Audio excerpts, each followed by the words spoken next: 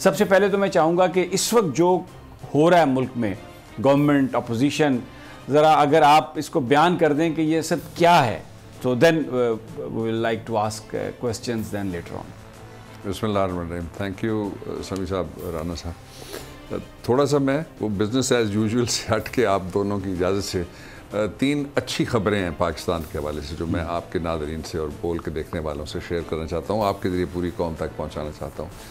उनमें से सबसे अच्छी खबर वो है जो प्राइम मिनिस्टर इमरान खान साहब ने आज साथ अपने 5 वफाकी वज़रा बिठा के ख़ुद कौम को बताई है। खुशखबरी उसको कहते हैं।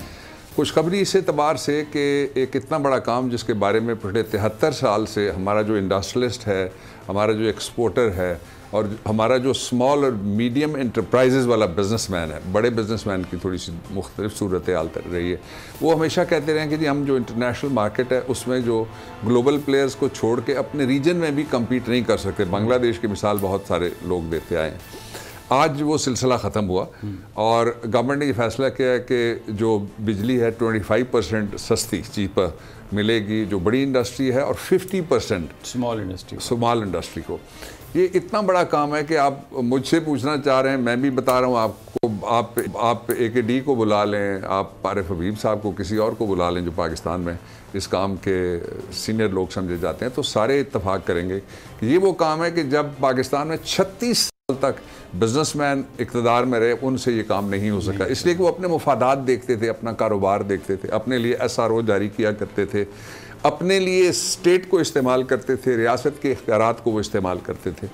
So let me congratulate the business community और मैं मुबारकबाद देना चाहता हूँ पाकिस्तान के जो इंडस्ट्रियलिस्ट हैं, अब वो कम्पीट करेंगे। अच्छा, ये क्यों इम्पॉर्टेंट था? ये सवाल बनता है। ये इसलिए इम्पॉर्टेंट था कि पाकिस्तान, आपको पता है कि सारे के सारे पाकिस्तान के इस वक्त वसाइल चल रहे हैं कर्ज़ के ऊपर।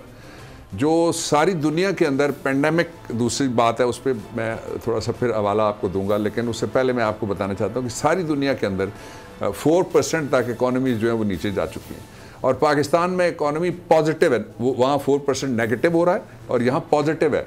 आप दूसरी लहर की आप अगर देखना चाहें तो आप फ्रांस से शुरू कर रहे हैं, आप बरतानिया जाएँ, आप जर्मनी चले जाएँ, अमेरिका का हाल हम सब के सामने है। तो इन हालात में जो सबसे ज़रूरी बात यह है कि हम कर्ज़ वापस करें। कर्ज़ कैसे वापस करेंगे?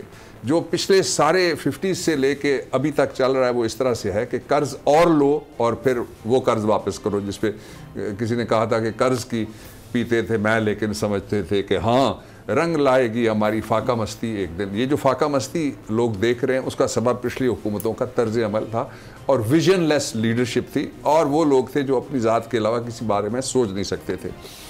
अब ये आज से ये हुआ है कि पाकिस्तान में रुख बदल गया। रुख बदल के आप जब प्रोडक्शन होगी, प्रोडक्शन से पैसा आएगा, उससे कर्ज उतारा जाएगा, मजीद कर्ज नहीं लिया जाएगा। ये पहली बात थी। दूसरी बात यह है कि कोविड-19 इस वक्त मैं आप सब से दरख्वास्त करना चाहता हूँ आपके ज़रिए पूरी कौम से कि जो आज प्राइम मिनिस्टर ने आपको कहा है, प्लीज़ टेक इट सीरियसली कि जब भी आप घर से बाहर निकलें, और मैंने भी अभी थोड़ी देर पहले उतार के पॉकेट में रखा है, तो आप लाजमन जब पब्लिक में इंटरेक्शन के लिए जाएं, मिलने के लिए जाएं, घूमने के लिए जाएं, तो एक तो ज़रूरी हो तो निकलें, इज्तिमा में जाएं, और दूसरा ये है कि मास्क आप ज़रूर इस्तेमाल करें। अमेरिका के सदर के एक एडवाइज़र साहब ने ये कहा कि अगर पाकिस्तान वाला फार्मूला अमेरिका इख्तियार करता तो उन्होंने गालबन $10 ट्रिलियन कहा है कि वो बचाए जा सकते थे।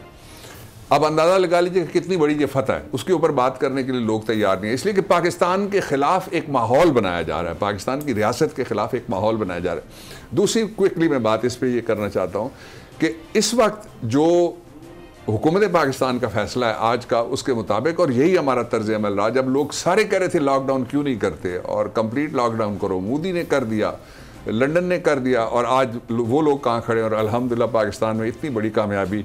विजनलेस लीडर्स कह रहे थे और बात, और जो विजनरी लीडर था उसकी बात को अल्लाह ताला ने गैबी तायीद भी दी और पाकिस्तानियों की बड़ी मदद हुई। तो अब ये है कि दो फैसले, पहला फैसला मैंने आपको बताया, दूसरा फैसला इकॉनमी के बारे में ये है कि किसी कीमत के ऊपर बिजनेस और इंडस्ट्रियल पहिया जो चल पड़ा है पाकिस्तान का, अब उसको हम रोकेंगे नहीं। ठीक। और उसके लिए SOPs जो स्टैंडर्ड ऑपरेटिंग प्रोसीजर्स और जो हिदायत हैं उस पर अमल दरामद करने की मैं फिर दरख्वास्त करता हूँ अपनी कौम से। तीसरी और बड़ी इंपॉर्टेंट बात यह है कि जो ये सारा अमल है। इसमें से आज एक अमेरिकन इलेक्शन की आज बात चल रही है, तो वहाँ पे ये सवाल इलेक्शन से पहले उठना शुरू हो गए कि अगर धांधली हुई तो सदर साहब ने कहा मैं तो मानूंगा ही नहीं, I can believe this election if I win, उन्होंने सीधा कह दिया।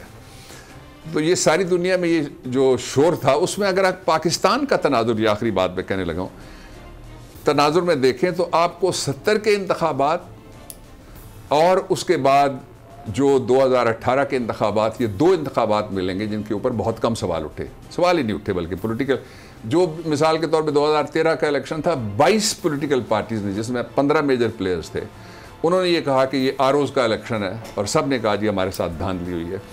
उसके सिलसिले में 2 के गए बिल प्राइम मिनिस्टर साहब की ज़ाती तवज्जो के साथ। आज उन्होंने पिछली काबीना में भी उन्होंने बात की। हम चाहते ये हैं कि पाकिस्तान में इलेक्शन का नतीजा वो हो जो वोट डालने वाले वोट डाल के हैं, गिनने वालों के हाथ में ना हो।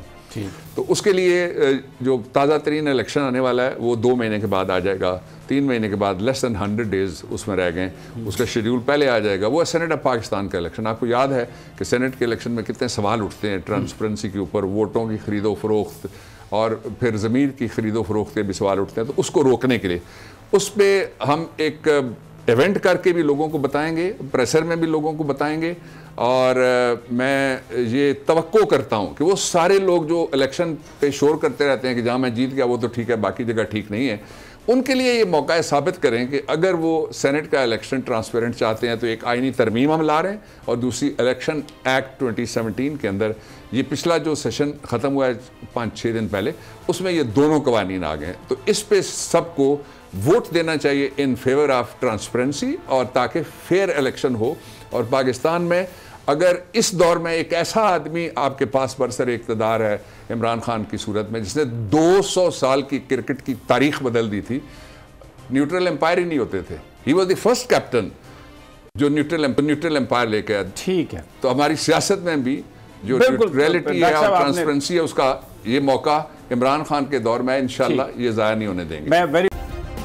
सब्सक्राइब करें और बेल दबाएं ताकि कोई खबर रह न जाए।